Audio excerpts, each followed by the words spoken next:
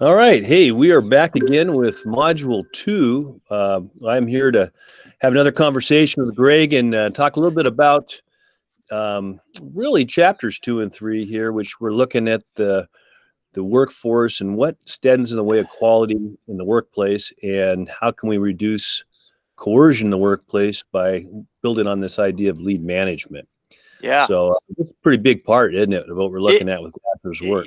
yeah, it's once you get past the intro, this is really where it hits. There are a couple of concepts that he goes over that have to be perfectly clear. And so that lead management, I think, is that historic piece, which, I was intrigued by that, because I took a class in college about the Japanese style of manufacturing, and it was Deming who was a big part of that. So I like that chapter, but I think the third chapter is really where it feels more kind of classroom based. So but these are good chapters. The lead management is a big part of it. Using the word manager, I know, is a little bit foreign uh, for all of us, but maybe especially teachers. I don't know, but really, we are working with kids, right?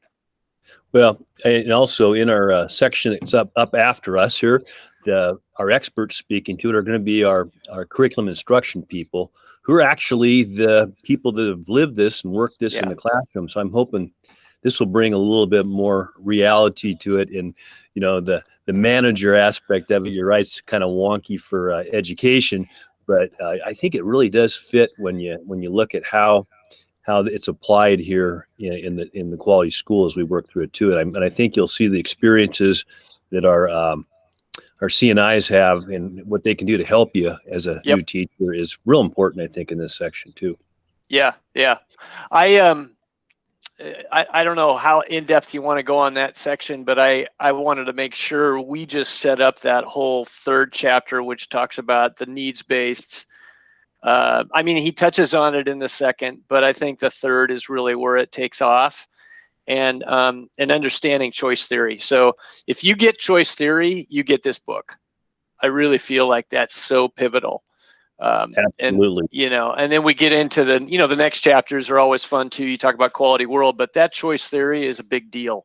So That's the foundation of this whole idea that we're working with, and the other part of it, of course, is the reality therapy, where the rubber hits the road with it, which we'll get into that too as we go.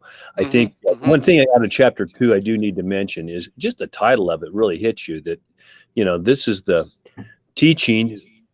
Effective teaching may be the hardest job in the society, and I really do believe that, and you guys are Yeah. seeing it right now with the online trying to come in a whole different way and being nimble enough to shift our view of what education should be to what it has to be right now. I think that's huge as we go through this too. I'm glad you mentioned that, because I was reading something on just the use of masks and communication, and what we set up in a classroom, which Glasser advocates, is that sort of social aspect too to learning. And we have kids spaced out, and so the challenges of the mask, the spaced kids, the partitions, it's going to be an extra hard challenge. I know our teachers are up for it, but at least while we're in this pandemic, it's going to be an extra challenge. And then you have the kids that are home too, right? So you're trying to build community, but the CNIs talked about this as a priority. Like, how do I build community between virtual and the kids that are in my class? And so I know they're going to do it, but we definitely have barriers for reasons of public health. And you look back to when the book was written and some of the concerns they have, and he brings up, at the time, are really focused on policy and how we're approaching things. Now we're so focused on how can we, bring culture into this and work with it, which, Yeah. makes the big difference here too. But, in what was it, 1983, we had Nation at Risk report came out nationally, which kind of drove a lot of our No Child Left Behind in 2000, and everything was very boss management level, I think, from the feds and the state. I think, we've kind of got away from this concept of having to just teach chunks of information to people. It's also more important to connect all these things. And I think the present condition we're under really, I think, emphasizes that. It's about how can we um, teach bigger than just memorization, and how can we solve problems is what it comes down to. Yeah. And, Yep. and he speaks to a lot of that, talks about, he'll talk a little bit more about cooperative learning and how that works, which really fits into more what we're doing, I think, now than we were doing even back in the 90s there at that point too. Absolutely. Absolutely. Well, it's good. I like these chapters. I enjoyed rereading them. Is there anything on chapter 3 that you want to touch on before we kind of let them go?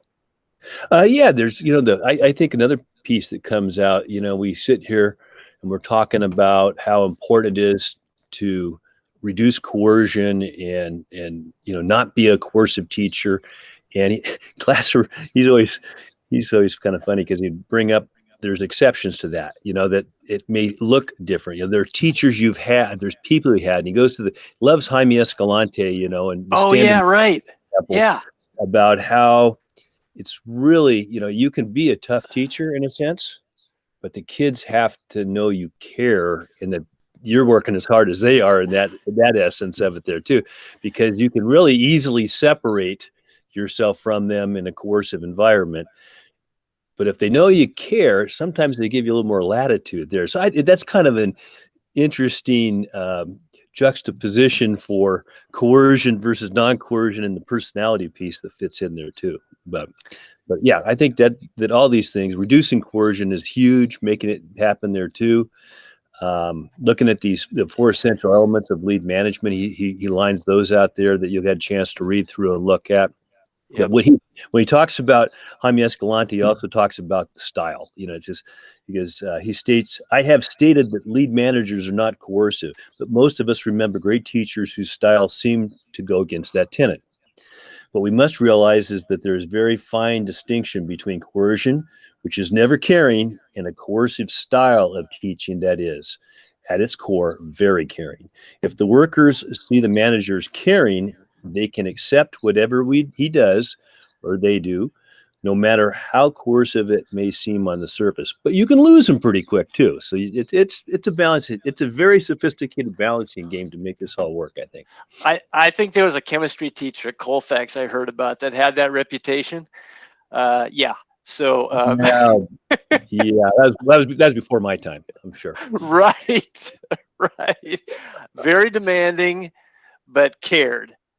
And I think that that kids will work hard for teachers who care for them. I mean, that's just is what it boils down to. So you don't just deed everything to the kids. We control the conditions for success. That's another Glasserism, and that success is also establishing clear expectations. And you did that in chemistry, and that's why I talked to parents who had their kids were in your class and they said it was the hardest class. They struggled, but it's their favorite class and most memorable. And so there you go. I mean, kids like to be challenged too. Well, the classroom and on the athletic field too. You see that a little bit, that the Oh, yeah. coaching aspect of it, where you Yep. see coercion going on, but kids, as long as they're moving ahead and they're bought into it, makes a Yeah. difference. So, Right. but we'll talk more about this as we move into our next modules next time we get together. Awesome. I'm enjoying it, Rob. And Hey, you're obviously enjoying it there in your backyard. That looks pretty nice. Yeah. Little smoky. Yeah, I know. We got to get this cleared out of here. Yeah, that was an added challenge to today because we almost had to cancel because of the bad air. But we're moving on. And again, thanks for the conversation. Hey, enjoy it. Good.